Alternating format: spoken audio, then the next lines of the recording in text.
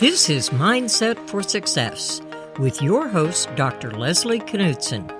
Each week, she will interview women entrepreneurs to explore the unconscious psychological struggles they faced as they build their businesses and how they overcame them. Here's your host, Leslie Knudsen.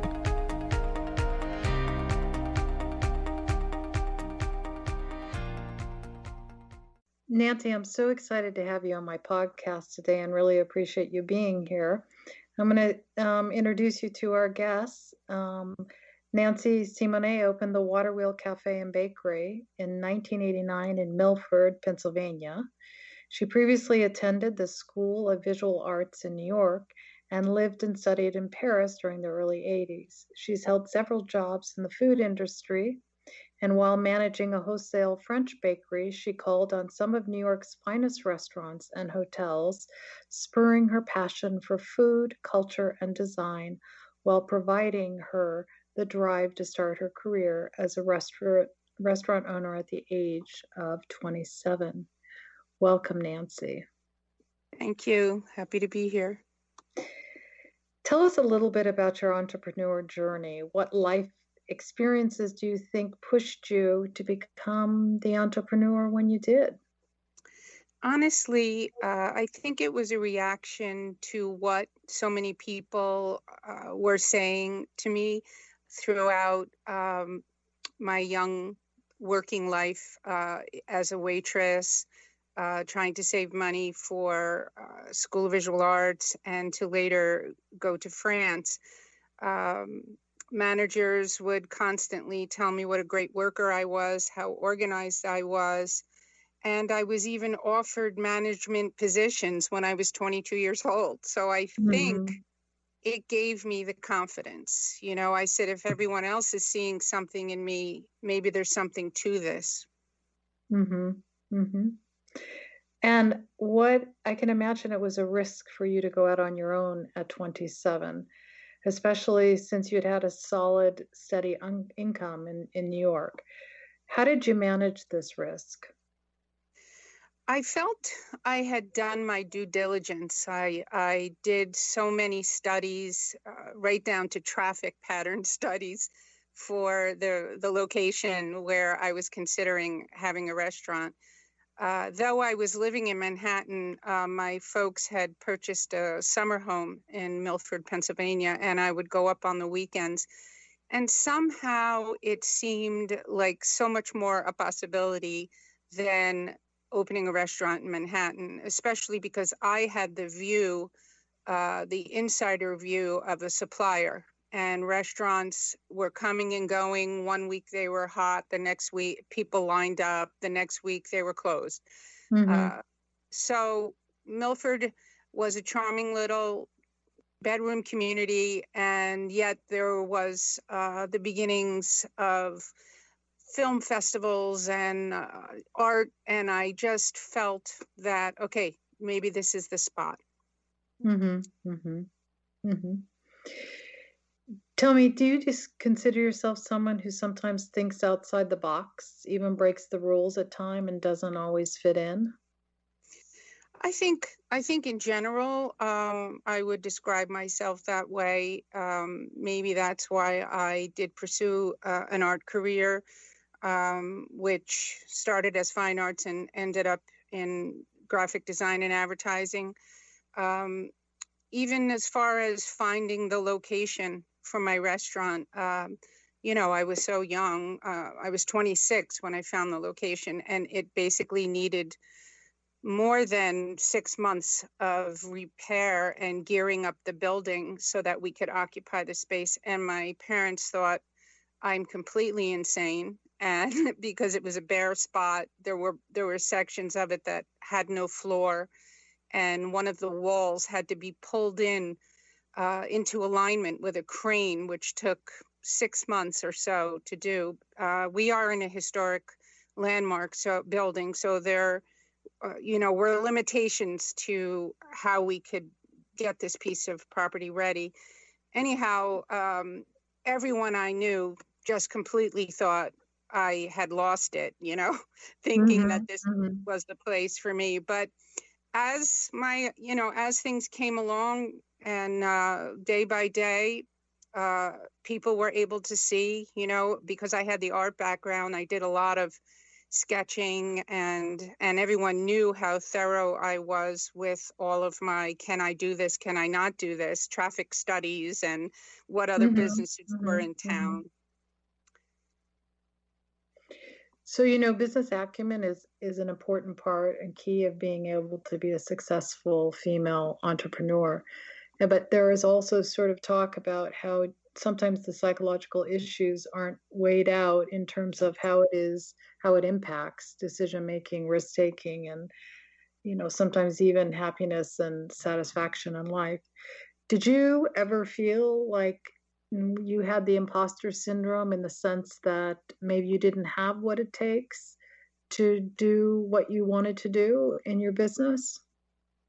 I'm not sure if I ever truly was that doubtful that I would make it. I think that my youth, kind of, dumb luck kind of thing, I just thought full steam ahead. Once I opened, certainly there were times where I thought to myself, I'm crazy. Why did I start this? And I had to keep introducing new items. I was just thinking about this morning when I opened the Waterwheel. I opened it as a bakery with a little sandwich shop section, some pâtés and some cheeses and stuff like that. And as you ask, slowly but surely, I realized this is a struggle. I'm not making what I need to make. So I would introduce new items and new ways of doing things, breakfast, lunch, then dinner, one at a time. I never, that is a piece of advice that I can say I think has served me well throughout the years, is to go slowly, to, even when you see a change is needed, to not take on more than you can handle. So I started with the breakfast. Okay, we got that down. Let's do this. All right. I want to do dinners, but I'm not a classically trained chef. What can I handle? So we started with simple things like meat and cheese board and whole wheat pizzas. Then we eventually moved on to a few main courses and appetizers. And now we are full-fledged restaurant, breakfast, lunch, brunch, dinner. And honestly, there was a point where I even had to cater weddings and go off premises. I did what I needed to do. And basically that's what you have to be willing to do. You have to be willing to think outside the box. Right. And how am I going to survive? How am I going to make people want to come back here? And, Did you ever have days in which things just felt difficult and maybe hopeless, and you didn't have what it takes to pull it off? I honestly, it's 31 plus years. Though if I did have those moments, they must have been fleeting, because I don't remember having, the feeling of fear of failure. There's been some catastrophes, loss of power to the building for several days at one point. How could I recuperate from that? I wanted to have a family, and I was 42, pregnant with my first daughter, and I developed a bone marrow disorder and needed a stem cell transplant. So yes, during that time, which is extreme, yes, I honestly, I have to say that the ability to attract good help, good people, good employees has been a huge benefit to me. I mean, my staff kept my business going while I was ill. And, I think that's any entrepreneur's goal is to find the right people, to know when somebody is working well for you and not or not. And of course, my husband became my partner and took a lot of burden off of me. I could have never done what I did and what we managed to keep going without him. You know, some entrepreneurs tell me that until they faced a medical emergency, they did not know how to slow down and take care of themselves, and certainly pay attention to the health of their personal life. Was this something that you experienced through what obviously was a difficult time with the rare bone marrow disorder? Oh, definitely. Definitely.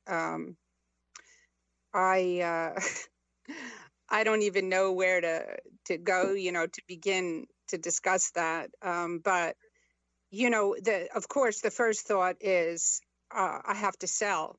I can't keep going. I have to sell. And how to sell a restaurant. It's not an overnight.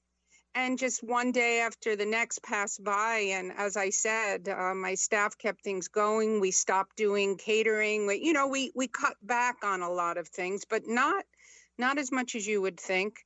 And yes, it did give me the opportunity to slow down and here's a key thing for entrepreneurs: to delegate, to delegate responsibility.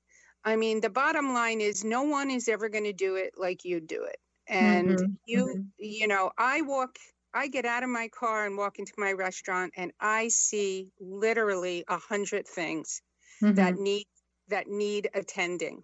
Whether it's why didn't they sweep the front patio, or why are there cigarette butts in the cigarette receptacle? Why is that vertical or that horizontal blind, awkward and cockeyed? And everyone, they make fun of me now, at work because they know how crazy I am. But it's not something that I can help. It's just who I am. And maybe, that attention to detail and obsessiveness has got me, all these years. Yeah. But having said that, I will say that I have learned that lesson of letting go and expecting. And that's because of the medical emergency? Right. That was the awakening. Hey, listen, I literally was not at my restaurant for one solid year. And other than to visit, because I was, compromised. My immune system was compromised, and it happened, and it got by, and it thrived. So it was a huge lesson. Sometimes you just have to remain calm and let people do their jobs. Yeah, let people do their jobs. And how were you able to let go? Well, the biggest thing was that, my husband, Darren, I knew that he was there watching everything, and that was enormous to the ease of that. Also, I had some longtime employees who really held their own with me and stayed in contact. And, I'm still, my first baker, Mai, she is from Vietnam, which is why we have so much Vietnamese food on our menu. She retired after 25 years, and I just spoke to her this morning while I was dropping cocoa off at the groomer. It's a special bond that you have with people that you've worked with for years, and it's your trust in them. And even the staff that I have now, I could never do it. I could never do it without them. You talk about how, in the beginning especially, you had the drive, passion, and vision that were super critical in terms of you setting up your business.